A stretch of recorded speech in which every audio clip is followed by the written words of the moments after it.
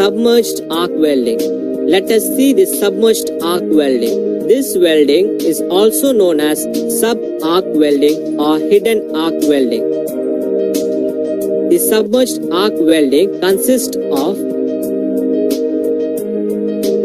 vertical movement, horizontal movement, electrode wire, flux feed from hooper, roller.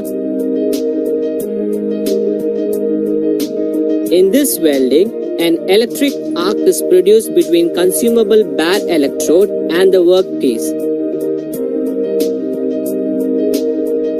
The metal electrode is fed continuously from the reel by a moving head. The flux powder is fed in front of the moving head. When the arc is produced in the welding zone at the end of the electrode and the arc are completely covered by flux powder.